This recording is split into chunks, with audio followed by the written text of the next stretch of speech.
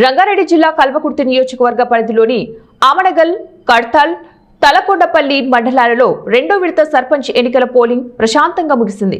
మొత్తం 69 గ్రామ పంచాయతీలకు గాను 8 గ్రామ పంచాయతీలు ఏకగ్రీవం కాగా 61 స్థానాలకు ఎన్నికలు జరిగాయి. రెండో విడతలో జరిగిన గ్రామ పంచాయతీ ఎన్నికలలో బీఆర్ఎస్ హవా కొనసాగింది. 69 స్థానాలకు గాను బీఆర్ఎస్ 29 స్థానాలు, కాంగ్రెస్ 22 స్థానాలు, బీజేపీ 5 స్థానాలు గెలుచుకోగా స్వతంత్ర అభ్యర్థులు 13 స్థానాలలో విజయం సాధించారు. తలకొండపల్లిలో 32 గ్రామ పంచాయతీలలో బీఆర్ఎస్ బలపరిచిన సర్పంచ్ అభ్యర్థులు అత్యధికంగా 18 స్థానాలలో గెలుపొందగా కాంగ్రెస్ 8 స్థానాలలో, బీజేపీ 2 స్థానాల్లో, స్వతంత్ర అభ్యర్థులు 4 స్థానాలలో గెలుపొందారు. ఆమనగల్ మండలంలో 13 గ్రామ పంచాయతీలలో ఎన్నికలు జరగగా కాంగ్రెస్ బలపరిచిన అభ్యర్థులు 3 స్థానాలలో, బీఆర్ఎస్ 4 స్థానాల్లో, బీజేపీ 1 స్థానంలో, స్వతంత్ర అభ్యర్థులు అత్యధికంగా 5 స్థానాలలో గెలుపొందడం విశేషం.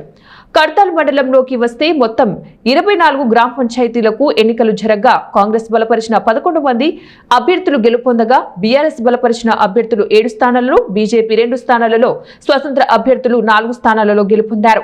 తలకొండపల్లి మండలంలో మాజీ ఎమ్మెల్యే జైపాల్ యాదవ్ సొంత గ్రామం చెన్నంపల్లిలో తమ ఓటు హక్కును వినియోగించుకోగా ఇదే తలకొండపల్లి మండలంలో కల్వకుర్తి ఎమ్మెల్యే కసిరెడ్డి నారాయణ రెడ్డి సొంత గ్రామం ఖానాపూర్లో భార్య మాధవి, కుమారుడు దుర్గా ప్రసాద్ రెడ్డి ఇతర కుటుంబ సభ్యులతో కలిసి తమ ఓటు హక్కును వినియోగించుకున్నారు. నన్ను నేను బలపరిచిన అభ్యర్థి కట్టిల శేఖర్ని 12 వార్డులలో 9 వార్డులు గెలిపించి సర్పంచ్ని 550 ఓట్ల మెజార్టీతో గెలిపించిన తలకొండపల్లి ప్రజలందరికీ అభివందనాలు చేస్తున్నాను.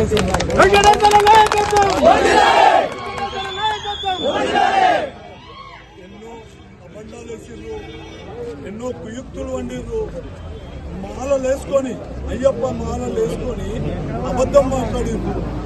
అయినా తలకొండపల్లి ప్రజలు ఉప్పల వెంకటేష్ వైపు ఉన్నారు. ఉప్పల వెంకటేష్ను సమర్థించారు. ఈరోజు నేను ప్రమాణపూర్వకంగా ఇప్పుడు కూడా చెప్తున్నా, గెలిచినాక కూడా ఈ తలకొండపల్లిని ఈ జీవితం ఉన్నంత వరకు కాపాడుకుంటా. ఈ జీవితం ఉన్నంత వరకు పేదోడికి అండగా ఉంటా, పేదోడికి అండగా ఉంటా, పేద కుటుంబాల పిల్లల భవిష్యత్తుకు అండగా ఉంటా. తప్పకుండా నేను ఏదైతే ఈ గ్రామ పంచాయతీ ఎన్నికలలో ప్రజలకు ఇచ్చిన హామీ ఉందో దాన్ని నా ప్రాణం పోయినా నిలబెట్టుకుంటా. ఈ తలకొండపల్లిలో ఇప్పుడు గెలిచిన నాయకుల ద్వారా కూడా వార్డు మెంబర్ కానీ, సర్పంచ్ కానీ, ఉప సర్పంచ్ కానీ ఎలాంటి దుర్వినియోగం చేయకుండా గ్రామం కొరకు పనిచేసినట్లుగా నా వంతుగా పూర్తి స్థాయిలో పనిచేస్తానని చెప్పి కూడా ప్రమాణం చేస్తున్నాను. ఈ గెలుపుకు సహకరించిన కార్యకర్తలు, ఈ గెలుపుకు సహకరించిన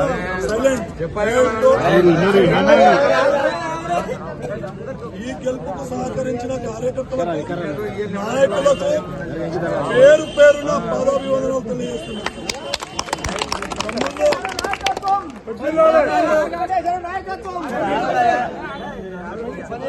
తమ్ముళ్ళు, జీవితం ఉన్నంత వరకు పేదోడికి అండగా ఉందాం.